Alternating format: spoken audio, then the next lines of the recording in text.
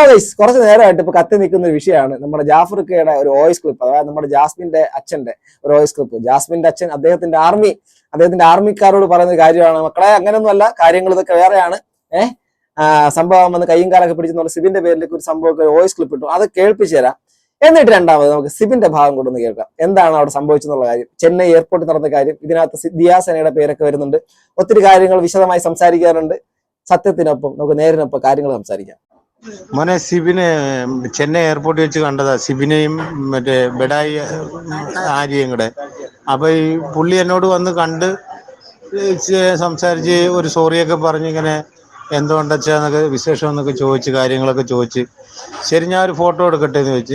ഞാൻ പറഞ്ഞു എടുത്തു, അതിനെന്താ, ഫോട്ടോ എടുക്കുന്നതിനെന്താ. അങ്ങനെ അതില് സിബിനും ഞാനും ഞങ്ങളൂടെ നിൽക്കുന്ന ഫോട്ടോ അതിൽ ഇട്ടിട്ടില്ലെന്ന് തോന്നുന്നു.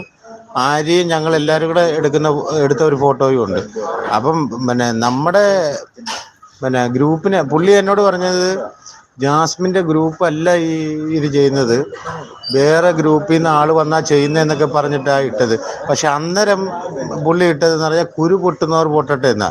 അത് കഴിഞ്ഞ് പുള്ളി അത് ഓപ്ഷൻ മാറ്റിയിട്ടിട്ടുണ്ടെന്ന് തോന്നുന്നു. അതൊന്നും എനിക്കോ നമ്മുടെ ഗ്രൂപ്പിനോ ഒന്നും ബാധകമല്ല.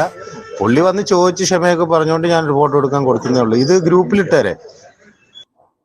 അദ്ദേഹം ഗ്രൂപ്പിലേക്ക് ഇട്ട് കൊടുക്കൂ. നമ്മളെ ആർമിക്കാരുടെ മൊത്തത്തിലുള്ള സപ്പോർട്ടോട് കൂടി അദ്ദേഹത്തിന്റെ ഗ്രൂപ്പിലേക്ക്, മക്കളെ ഇതാണ് സംഭവിച്ചിട്ടുള്ളത്, ഞാൻ ഇങ്ങനെയാണെന്ന് പറഞ്ഞു. ഇതൊക്കെ ഒരു ഗെയിമിന്റെ പാട്ടായിട്ട് നടക്കുന്ന കാര്യമായിട്ടാണ് കേട്ടോ. അദ്ദേഹത്തിന് വ്യക്തിപരമായിട്ട് എനിക്ക് അറിയത്തൂടിയില്ല.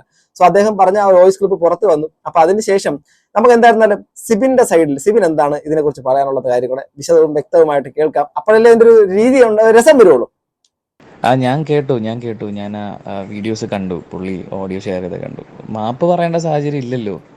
പുള്ളീനെ എയർപോർട്ടിൽ വെച്ച് കണ്ടു. നമ്മൾ കണ്ട സമയത്ത് ആര്യ എന്നോട് പറഞ്ഞ് ജാസ്മിൻ്റെ അച്ഛനാണ്, ഒന്ന് ഞാൻ പറഞ്ഞാൽ പോയി മിണ്ടട്ടെ എന്ന് പറഞ്ഞു. അങ്ങനെ പോയി സംസാരിക്കാൻ പറഞ്ഞ് സംസാരിച്ചതാണ്. ബിക്കോസ് ഇപ്പം ഗെയിമിൽ നിന്ന് ഞാൻ പുറത്തായെങ്കിലും ഫൈറ്റ് നടക്കുന്നത് ഞാനും ജാസ്മിനും അല്ലേ പുറത്ത്, PR ആണെങ്കിലും മൊത്തത്തിൽ. അപ്പോൾ അതുകൊണ്ട് ഞാൻ അദ്ദേഹത്തിനോടൊന്ന് സംസാരിച്ച്, പാരൻസ് അല്ലേ എന്നുള്ള രീതിയിൽ പോയി ഒന്ന് സംസാരിച്ചാണ്. അപ്പോൾ കണ്ടപ്പോഴും ഞാൻ തുടങ്ങിയത്, എന്നെ അറിയാവോന്ന് ചോദിച്ചു. പുള്ളി അറിയാൻ പറഞ്ഞു. ഞാൻ പറഞ്ഞു എൻ്റെ അടുത്ത് എന്തെങ്കിലും പ്രശ്നമുണ്ടോ എന്ന് ചോദിച്ചു. പുള്ളിയൊന്നും ഇല്ല, ഇതൊരു ഗെയിമല്ലേ, ഗെയിമിനകത്ത് നടക്കുന്ന കാര്യങ്ങൾ നമുക്കൊന്നുള്ള ഒരു വിഷയമുള്ള കാര്യമല്ല, അത് ഞങ്ങൾ ആ സ്പിരിറ്റിലേ എടുക്കൂ.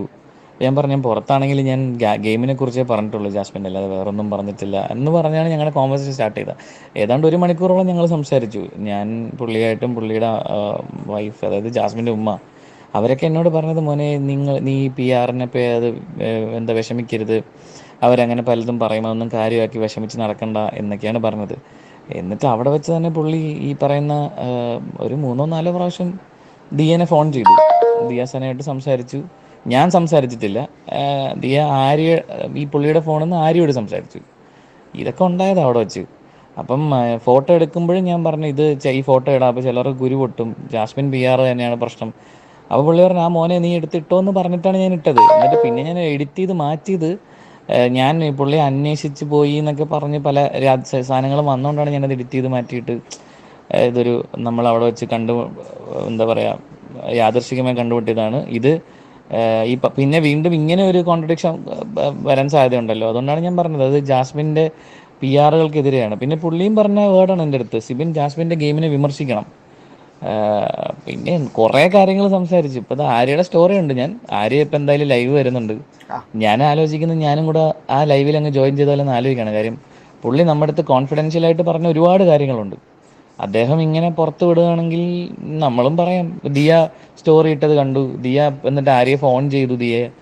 എന്താണ് ഇപ്പോൾ PR അല്ലെങ്കിൽ പിന്നെ എന്താ ഇവർക്ക് ഇത്ര പ്രശ്നം അറിയില്ല. എന്തായാലും നമ്മൾ ലൈവ് വരാം, ലൈവിൽ ആര്യ വരട്ടെ, ഞാൻ ജോയിൻ ചെയ്യാം, എന്നിട്ട് പറയാനുള്ളതൊക്കെ പറയാം. എന്താണ് പുള്ളി പറഞ്ഞതെന്നുള്ളത് പുള്ളി വിടാതെ എല്ലാം പറയാം. അറ്റവും മൂലം മാത്രം കേട്ടാൽ പോരല്ലോ. ആക്ച്വലി ഇത് എവിടെയും കൊണ്ടൊന്നും നിൽക്കത്തില്ല എന്നുള്ള കാര്യത്തിന്റെ മറ്റൊരു ശംഖധ്വനിയാണ് ഇപ്പൊ കേട്ടിട്ടുള്ളത്. അതായത് കുറച്ച് നേരത്തിന് മുമ്പാണ് ഈ പറയുന്ന ഒരു സംഭവമായിട്ട് ബന്ധപ്പെട്ട് നമ്മുടെ വിവിയുടെയൊക്കെ ചാനലിനകത്ത് ഒരു വോയിസ് ക്ലിപ്പിന്റെ ഒരു സംഭവം പുറത്തേക്ക് വന്നത്. ഗ്രൂപ്പിലേക്ക് അയക്കപ്പെട്ട മെസ്സേജ് ആർമിക്കാരെയൊക്കെ അഭിസംബോധന ചെയ്തുകൊണ്ട്, അതായത് ജാസ്മിൻ ജാഫറിന്റെ അച്ഛൻ ജാഫർ ഖാൻ, അദ്ദേഹം ഈ ആർമിയുടെ അകത്ത് അല്ലെങ്കിൽ ഈ ആർമിക്കാർക്ക് കൊണ്ട് എല്ലാ സെറ്റപ്പും കൊടുക്കുന്ന ആളെന്നായിട്ട് മനസ്സിലാക്കാൻ പറ്റുന്നത്. കഴിഞ്ഞ ദിവസം ഒരു ആർമിയുടെ ഒരു തലവൻ വന്ന് നമ്മൾ അവൻ സംസാരിച്ചതൊക്കെ നമ്മൾ കേട്ടതാണ്. അപ്പൊ ഇതാണ് അവരുടെ നിലവാരം. സോ എന്തായാലും അദ്ദേഹം ഇതിനകത്തൊക്കെ ഉണ്ട് എന്നുള്ള കാര്യം വ്യക്തമായി മനസ്സിലാവുന്നുണ്ട്. പക്ഷെ അദ്ദേഹം പറഞ്ഞതിനകത്തുള്ള ഏറ്റവും വലിയ പ്രശ്നം, ഇതിനകത്ത് സിബിൻ പോയി അദ്ദേഹത്തിന്റെ അടുത്ത് മാപ്പ് പറഞ്ഞു, ക്ഷമ ചോദിച്ചു, അതിനുശേഷം അദ്ദേഹത്തിന്റെ ഫോട്ടോ എടുക്കണമെന്ന് പറഞ്ഞു എന്നുള്ളതാണ്. എന്നാൽ അങ്ങനെയല്ല, ചെന്നൈ എയർപോർട്ടിലേക്ക് പോകുന്ന സമയത്ത് ഈ വ്യക്തികളെ കണ്ടപ്പോൾ ഐഡന്റിഫൈ ചെയ്തിട്ടുള്ള ആരെയും നമ്മുടെ സിബിനൊക്കെ ഐഡന്റിഫൈ ചെയ്തതിനു ശേഷം പോയി സംസാരിക്കുകയാണ് ചെയ്തത്. ആ സംസാരിച്ചതിന് ശേഷം അവരുടെ ആ കോൺവെർസേഷൻ്റെ അകത്തെങ്കിലും മാപ്പ് പറയുന്ന കാര്യമൊന്നും ഉണ്ടായിട്ടില്ല. അപ്പൊ പിന്നെ എന്തിനാണ് ആൾക്കാരെ തെറ്റിദ്ധരിപ്പിക്കുന്ന രീതിയിൽ ജാഫർ ഖാൻ അഥവാ നമ്മുടെ ജാസ്മിൻ ജാഫറിന്റെ അച്ഛൻ ഇങ്ങനെ ആൾക്കാരെ തെറ്റിദ്ധരിപ്പിക്കുന്ന ഒരു കാര്യം ഇങ്ങനെ പബ്ലിക്കിന്റെ പൊതുസമൂഹത്തിന്റെ മുമ്പിലേക്ക് ഇങ്ങനെ ഇട്ടുകൊടുത്തതെന്ന് എനിക്ക് മനസ്സിലാവുന്നില്ല. ആ ഒരു വോയിസ് ക്ലിപ്പ് കടന്ന് ഇങ്ങനെ കറങ്ങുകയാണ്. അത് കേൾക്കുന്ന ഈ അന്തങ്ങളെല്ലാം അതേ വിശ്വസിക്കുകയുള്ളൂ. അതുകൊണ്ടാണ് ഈ സിബിന്റെ സൈഡിലുള്ള കാര്യവും പുറത്ത് വരാൻ വേണ്ടിയിട്ട് ഞാനും സത്യം ഇതിന്റെ ബാക്കിയുള്ള കാര്യങ്ങളും കൂടി ആയിരിക്കൊക്കെ പറയാനുള്ള കാര്യങ്ങൾ ഒരുപാടുണ്ടാവും. ഇതിനകത്ത് മറ്റൊരു പേര് കേൾക്കുന്നത് ദിയാസനയുടെയാണ്. ദിയ ചേച്ചി എനിക്ക് നേരിട്ട് പരിചയമുള്ള ആളാണ്. നമ്മൾ തമ്മിൽ ചില കാര്യങ്ങളിലെങ്കിലും വളരെയധികം വിരുദ്ധാഭിപ്രായങ്ങളൊക്കെ ഉണ്ട്. ആ വിരുദ്ധാഭിപ്രായങ്ങളൊക്കെ അവിടെ നിൽക്കും. വ്യക്തിപരമായിട്ട് നമുക്ക് വേറെ പ്രശ്നങ്ങളൊന്നുമില്ല. പക്ഷെ ആശയപരമായിട്ട് ചില വൈരുദ്ധ്യങ്ങൾ എനിക്കും ദിയ ചേച്ചിക്കും ഒക്കെ നന്നായിട്ട് പ്രകടമായിട്ട് തന്നെ ഉണ്ട്. അത് ഞങ്ങൾ തമ്മിൽ അങ്ങോട്ടും ഇങ്ങോട്ട് തർക്കിച്ചിട്ടുമുണ്ട്. ഈ അടുത്ത കാലത്ത് തർക്കിച്ചിട്ടുണ്ട്. അതൊക്കെ അവിടെ നിൽക്കട്ടെ. പക്ഷെ ഇവിടെ ഈ ദിയ ചേച്ചി ഇതിനകത്തൊരു എന്താണ് PR ആണോ ഇല്ലയോ എന്നുള്ള കാര്യം പുള്ളിക്കാരത്തെ തന്നെ പറയണം. അവർ പറയുന്ന രീതിക്കാണെങ്കിൽ കഴിഞ്ഞ ദിവസം വന്നൊരു വീഡിയോ, അതായത് ഇവര് പബ്ലിക്കിന്റെ മുമ്പിലേക്ക് ഇവരൊരു സ്റ്റോറി ഇട്ടൊരു വീഡിയോ, ആ വീഡിയോക്കകത്ത് ദിയ ചേച്ചിയുടെ പേര്, ഞാൻ ആ വീഡിയോ ഇവിടെ ജസ്റ്റ് ഒന്ന് അതിന്റെ ഒരു ഭാഗം ഒന്ന് കേൾപ്പിക്കാം. വേണ്ട, ഓക്കെ, അത് ശരിയാവത്തില്ല. അത് കേൾപ്പിച്ച് വേറൊന്നുമില്ല. അതിനകത്ത് കുഞ്ഞുങ്ങളൊക്കെ ഉണ്ട്. അപ്പൊ അത് വേണ്ട. അതിനകത്ത് പറഞ്ഞതാണ് ദിയാസനയാണ് ഇവരുടെ PR അഥവാ ജാസ്മിന്റെ PR എന്നുള്ള കാര്യം. ഇവരുടെ ഈ കോൺവെർസേഷന്റെ ഇടയിൽ ഏറ്റവും കൂടുതൽ സമയവും എല്ലാ കാര്യങ്ങളും വിളിച്ച് അപ്ഡേറ്റ് ചെയ്തുകൊണ്ടിരിക്കുന്നത് ദിയാസനയാണ് എന്നുള്ള രീതിയിലേക്കാണ്. അപ്പം ഇതിനകത്തുള്ള മുഴുവൻ കാര്യങ്ങളിലും ഒരു കോൺട്രഡിക്ടറി ഇങ്ങനെ വൈരുദ്ധ്യങ്ങൾ ഇങ്ങനെ നിലനിൽക്കുന്നുണ്ട്. അപ്പം ഇവിടെ ജാഫർക്ക് ഭയങ്കര വലിയ തെറ്റാണ് ചെയ്തിരിക്കുന്നത്. ഒരു വ്യക്തിയെ കുറിച്ച് അയാൾ മാപ്പ് പറഞ്ഞു, തെറ്റ് അങ്ങനെയൊക്കെയുള്ള കാര്യം, അയാൾ ഫോട്ടോ എടുക്കണമെന്ന് പറഞ്ഞു, കൂടെ നിന്ന് ഫോട്ടോ എടുക്കണം എന്നൊക്കെ പറഞ്ഞൊരു കാര്യമൊക്കെ വെറുതെ എന്തിനാണ് അനാവശ്യമായിട്ട് പബ്ലിക്കിന്റെ മുമ്പിലേക്ക് ഇങ്ങനെ ചെയ്യാൻ ശ്രമിക്കുന്നത്? അത് ആ വ്യക്തിയെ മറ്റുള്ള നിങ്ങളുടെ ഈ സൈബർ വെട്ടുക്കിളി കൂട്ടം അയാളെ വീണ്ടും കൂടുതൽ ആക്രമിക്കാനുള്ള സാധ്യത ഉണ്ടാവുകയുള്ളൂ. അല്ലെങ്കിൽ നമ്മുടെ ജാസ്മിന്റെ അച്ഛൻ അത് കുറച്ചുകൂടി ക്ലാരിറ്റിയോടുകൂടി പബ്ലിക്കിന്റെ മുമ്പിലേക്ക് ഒന്ന് പറയേണ്ടതാണ്, അങ്ങനെയല്ല ഇങ്ങനെയാണെന്നുള്ള കാര്യം. പിന്നെ ഒരുപാട് കാര്യങ്ങൾ ഇനി ഉണ്ട് എന്നുള്ള കാര്യത്തിന്റെ മുന വെച്ചിട്ടാണ് സിബിനും പറഞ്ഞേക്കുന്നത്. കോൺഫിഡൻഷ്യൽ ആയിട്ട് ഒത്തിരി കാര്യങ്ങളുണ്ട്, അത് പുറത്തേക്ക് വരാനുണ്ട്. അത് വരും, ഏറ്റവും മൂലം കേൾക്കാതെ ബാക്കിയും കൂടെ പറയുമെന്നാണ് പറഞ്ഞത്. പിന്നെ ഇതിനകത്ത് പെടുത്തിയിട്ടുള്ളത് നമ്മുടെ അഫ്സലിന്റെ കാര്യം, പിന്നെ വിവിയുടെ കാര്യം, രണ്ടുപേരുടെ കാര്യം എനിക്ക് പറയാനുണ്ട്. വിവി ദയവ് ചെയ്ത് നിങ്ങൾ ആരും സംശയിക്കരുത്. എനിക്കിപ്പോ എന്റെ ഇതുവരെയുള്ള അറിവ് വെച്ചിട്ടാണെങ്കിൽ വിവി ഇതിനകത്ത് ഇതിനകത്തൊരു ഡ്രാമയോ മറ്റുള്ള യൂണിവേഴ്സ് ഒക്കെ ഉണ്ടായിട്ടുണ്ടെങ്കിൽ അതിനകത്ത് ഇൻവോൾവ് അല്ലാത്ത ഒരാളെന്നുള്ള രീതിയിലാണ് എനിക്കറിയാൻ വേണ്ടിയിട്ട് പറ്റുന്നത്. കാരണം ഞാൻ ഡയറക്റ്റായിട്ട് കോൺടാക്ട് ഉള്ള ഒരാളാണ്. സോ അതുകൊണ്ട് അയാൾക്ക് അതിനകത്തൊരു ബന്ധമില്ലെന്ന് തന്നെയാണ് എനിക്ക് 100% എനിക്കറിയാമെന്നുള്ള കാര്യം. ഓക്കെ, അതുപോലെ തന്നെ നമ്മുടെ വിവിയും പിന്നെ നമ്മുടെ അഫ്സലിന്റെ കാര്യം, അഫ്സലിന്റെ കേസ് ആണെങ്കിൽ അഫ്സലിന് ശരിക്കും പറഞ്ഞാൽ നല്ലൊരു 8ന്റെ പണിയാണ് ഇപ്പൊ കിട്ടിയിരിക്കുന്നത്. അത് കൊടുത്തേക്കുന്ന മറ്റാരുമല്ല ജാഫർ ഖാൻ തന്നെയാണ്, അതായത് ജാസ്മിൻ ജാഫറിന്റെ അച്ഛൻ. ഇവിടെ നടന്നിട്ടുള്ളതെന്ന് പറഞ്ഞ് ഞാൻ അറിയുന്ന കുറച്ച് കാര്യങ്ങൾ വെച്ച് ശരിയാണെങ്കിൽ അവിടെ തുടക്കത്തിൽ അഥവാ BBയിൽ പോകുന്നതിന് മുമ്പ് തന്നെ പാക്ക് ചെയ്ത് അയക്കപ്പെട്ടിട്ടുള്ള ആ ഒരു ടെഡി ബിയർ കൊണ്ടേ അകത്ത് കയറുള്ളൂ.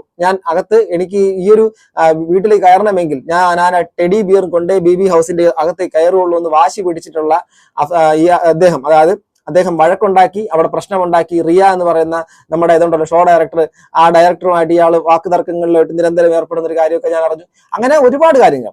അപ്പം കാരണം ഇവരെ മകളെ വെച്ചാണല്ലോ കണ്ടന്റ് ഉണ്ടാക്കുന്ന രീതിയിലേക്കൊക്കെ ഒരുപാട് കാര്യങ്ങൾ. സോ അങ്ങനെ ഈ ഒരു ടെഡി ബിയറും കൊണ്ട് അകത്തേക്ക് പോകണം എന്നുള്ള രീതിയിൽ വാശി പിടിക്കുകയും അവസാനം നടക്കുകയും ചെയ്തു.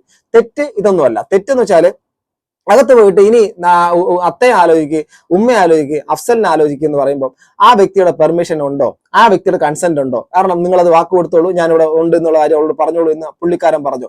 ഈ പൊതുമധ്യത്തിൽ കാരണം എപ്പിസോഡിന്റെ അകത്ത് ഇതുവരെ ഈ മറ്റുള്ള പല ആൾക്കാരുടെയും പേരുകൾ മ്യൂട്ട് ചെയ്യുന്ന സ്ഥാനത്ത് എന്തുകൊണ്ട് അഫ്സലിന്റെ പേര് ഇവിടെ മ്യൂട്ട് ചെയ്തിട്ടില്ല എന്നുള്ളത് വലിയൊരു ക്വസ്റ്റ്യൻ മാർക്കാണ്. അതാണ് ഞാൻ പറഞ്ഞത്, ഹാഫിസിന്റെ തിരക്കഥ തല വെച്ചിട്ടുള്ള കളിയാണെന്ന്. അതായത് അവിടെ ഇനി 100 കൊല്ലം കഴിഞ്ഞാൽ ഹോട്ട്സ്റ്റാർ ആപ്പ് ഉണ്ടെങ്കിൽ ഈ പറഞ്ഞ ബിഗ് ബോസ് സീസൺ 6ന്റെ അകത്ത് ഈ ദിവസം നടന്നിട്ടുള്ള എപ്പിസോഡിന്റെ അകത്ത് അഫ്സലിന്റെ പേര് അവിടെ കിടക്കും. ആ അഫ്സൽ എന്നുള്ള വ്യക്തിയുടെ പേര് അവിടെ കിടക്കും. അഫ്സലിന്റെ പേര് അവിടെ പറയുന്നത് ഏറ്റവും കൂടുതൽ പരാമർശിക്കപ്പെട്ട പേര് അഫ്സലിന്റെ പേര്. അഫ്സൽ എന്നാൽ അദ്ദേഹവും ഈ ഫാമിലിയുമായിട്ട് അഥവാ കുടുംബവുമായിട്ട് യാതൊരു പിണക്കവും പരിഭവവും ഒന്നും വച്ചു സൂക്ഷിക്കുന്ന ഒരു വ്യക്തിയല്ല, വളരെ മാന്യനായ വ്യക്തിയാണ്. അയാളെ വിളിച്ചു, അയാളെ കാണണമെന്ന് ആഗ്രഹിച്ചു, അങ്ങനെ അയാൾ വന്നു എന്നുള്ളതിന് അപ്പുറത്തേക്ക് മറ്റൊരു കാര്യവും ഇല്ലെന്നാണ് ഞാൻ പറയുന്നത്. ഇനി അഥവാ ഉണ്ടെങ്കിൽ അത് പുറത്തു വരട്ടെ, നമുക്കറിയില്ല.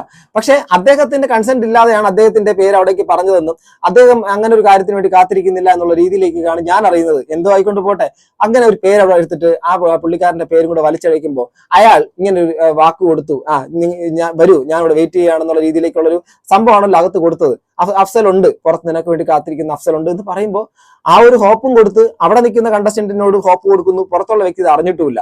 ഇത് കാണുന്ന പ്രേക്ഷകർ മൊത്തത്തിൽ ഇയാളൊരുമാതിരി നാടകക്കാരനാക്കി ഡ്രാമ കിങ് ആക്കി ഇയാളെ കൊല്ലുന്ന രീതിയിൽ സൈബർ വേട്ട നടത്താനുള്ള സംവിധാനം ഉണ്ടായി. കാരണം ഇതിന്റെ സത്യാവസ്ഥ ഒന്നിൽ അഫ്സൽ തന്നെ പറഞ്ഞു. ഞാൻ കഴിഞ്ഞ ദിവസത്തെ ഈ വീഡിയോ വന്നപ്പോഴേ ഞാൻ ആദ്യം പറഞ്ഞു, അഫ്സൽ ഇതിനെ കുറിച്ച് മെൻഷൻ ചെയ്യണം, നിങ്ങൾ പറയണം, നിങ്ങളെ കുറിച്ച് പറയാൻ വേണ്ടിയിട്ട് പറ്റുന്നതായിരുന്നു. ഇപ്പം എല്ലാവരും ചോദിക്കും ഇതൊക്കെ പുറത്തുള്ള കാര്യം, എല്ലാവരും വ്യക്തിപരമായി, ഇത് എന്ത് വ്യക്തിപരമായ കാര്യം? ബിഗ് ബോസ് വീടിന്റെ അകത്ത് പോയി ജാഫർ ഖാൻ എന്നുള്ള വ്യക്തി അവിടെ ടെഡി ബിയറും കൊണ്ടുപോയി സംസാരിച്ച കാര്യം വ്യക്തിപരമായ കാര്യമാണോ? അവിടെ അകത്ത് പോയി ഒരു ഫോട്ടോയും വെച്ചിട്ട് കരഞ്ഞുകൊണ്ടിരുന്ന ഒരു വ്യക്തി ആ ഒരു കാര്യം ചെയ്തതെല്ലാം വ്യക്തിപരമായ കാര്യമാണോ? പുറത്തേക്ക് വന്നിട്ടുള്ള ഗബ്രിയേൽ പറഞ്ഞതെല്ലാം ഗെയിം ആയിരുന്നു എന്ന് പറയുമ്പോൾ അത് വ്യക്തിപരമായ കാര്യമാണോ? ഈ പറയുന്ന പ്രസ്തുത വ്യക്തിയുടെ അഥവാ നമ്മുടെ ജാസ്മിന്റെ ആ അച്ഛനമ്മമാരടക്കം എല്ലാവരും പറയുന്നത് ഒരു ഗെയിമിന്റെ ഭാഗമാണെന്ന് പറയുമ്പോഴേക്കും അത് ഗെയിം അല്ലാതെ പിന്നെ എന്താണ്? ഞാനും ഇവിടെ സംസാരിക്കുന്നവരെല്ലാവരും ഗെയിമിലൂടെ വന്ന കാര്യത്തിനെ കുറിച്ച് സംസാരിക്കുന്നുള്ളൂ, അല്ലാതെ ഇവരുടെ കുടുംബത്തിന്റെ അകത്തുള്ള വേറെ എവിടെയെങ്കിലും ആൾക്കാരുടെ കുടുംബകാര്യങ്ങൾ അന്വേഷിക്കുന്ന പരിപാടിയല്ല. ഇതിനകത്ത് നിന്ന് വന്ന കാര്യങ്ങൾ, അവർ തന്നെ പുറത്തേക്ക് കൊണ്ടുവന്ന കാര്യങ്ങൾ, അവരുടെ രീതികളിൽ ഗ്രൂപ്പുകളിലൂടെയൊക്കെ നടക്കുന്ന കാര്യങ്ങൾ, ഇതെല്ലാം വോട്ടിനെ ഇമ്പാക്ട് ഉണ്ടാക്കുന്ന രീതിയിലുള്ള കാര്യങ്ങൾ തന്നെയാണ്. വോട്ടിലൂടെ തെരഞ്ഞെടുക്കപ്പെടുന്ന ഒരു വ്യക്തി ഉണ്ടാകുന്ന ഒരു മത്സരാർത്ഥി വിജയിക്കുന്ന ഒരു ഷോ ആണെങ്കിൽ അത് എല്ലാ തരത്തിലുള്ള ഇൻഫ്ലുവൻസും ഇതിനകത്ത് വരും. അല്ലാതെ ബിഗ് ബോസ് ഹൗസിന്റെ അകത്ത് നിൽക്കുന്ന കാര്യങ്ങൾ മാത്രമായിട്ടല്ല, അതുമായിട്ട് ബന്ധപ്പെട്ട് പുറത്തു നടക്കുന്ന ഫാൻ ഫൈറ്റ് തന്നെയാണ് ഈ ഒരു വിജയിയെ, വിന്നറിനെ സൃഷ്ടിക്കുന്നത് എന്നുള്ള കാര്യം ഈ ബിഗ് ബോസ് കാണുന്നവർക്കറിയാം. അത് അറിയാതെ വർത്തമാനം പറയുന്നവർക്ക് blah blah blah blah blah പറഞ്ഞുകൊണ്ടിരിക്കാം എന്നുള്ളത് മാത്രമേ ഉള്ളൂ. അതുകൊണ്ട് അഫ്സലിന്റെ പേരോട് വലിച്ചഴിക്കപ്പെട്ടതിലൂടെ അഫ്സലിനെ തീർച്ചയായിട്ടും സമൂഹത്തിന്റെ മുമ്പിൽ ഒരു കുറ്റക്കാരനാക്കി നിർത്തുന്ന ഒരു കാര്യവും, സിബിൻ ഈ ഒരു കാര്യത്തിൽ മാപ്പ് പറഞ്ഞു എന്നുള്ള കാര്യം നിങ്ങൾ ഗ്രൂപ്പിന്റെ അകത്ത് അവിടെ എല്ലാ തരത്തിലുള്ള ഒരു ഇതോടുകൂടി പുള്ളിക്കാരൻ അവിടെ കൊടുക്കുമ്പോൾ തീർച്ചയായിട്ടും അതിനും സിബിന് ഒരു നെഗറ്റിവിറ്റി ഉണ്ടാക്കുന്ന രീതിയിൽ തന്നെയാണ് ഇത് ഇമ്പാക്ട് ഉണ്ടാക്കിയിരിക്കുന്ന കാര്യത്തിന് പറയാതിരിക്കുന്ന വൃത്തിയില്ല. ബാക്കി ഒരുപാട് കാര്യങ്ങൾ ഇനിയും പുറത്തു വരും എന്നുള്ള കാര്യം ഉറപ്പാണ്. പക്ഷേ വളരെ മോശമായി പോയി ചെയ്യാത്ത കാര്യം, അയാൾ കാല് പിടിച്ചു അല്ലെങ്കിൽ ക്ഷമ ചോദിച്ചു, അയാളുടെ കൂടെ ഒന്ന് ഫോട്ടോ എടുക്കണമെന്നൊക്കെ ഭയങ്കരമായിട്ട് ആഗ്രഹിച്ചു, ആവശ്യപ്പെട്ടു എന്നൊക്കെ പറയുമ്പോൾ അയാളെ ഒരുമാതിരി മോശമാക്കുന്ന രീതിയിലൊക്കെയുള്ള പരിപാടികളൊക്കെയാണ് നടന്നതാണ്. പിന്നെ ദിയച്ചേച്ചിയുടെ കാര്യം ദിയച്ചേച്ചി തന്നെ പറയട്ടെ, നമുക്കറിയത്തില്ല. സോ അല്ലെങ്കിൽ ഞാൻ വിളിക്കുന്ന സമയത്ത് ചോദിച്ചു നോക്കാം, നിങ്ങൾ PR ആണല്ലേ എന്നുള്ളത് അറിയത്തില്ല, അവർ പറയട്ടെ. സോ നിങ്ങളുടെ അഭിപ്രായം എന്താണ്? താഴെ കമന്റ് ബോക്സിൽ രേഖപ്പെടുത്തി അടുത്ത വീഡിയോ കാണുന്നത്. ബൈ.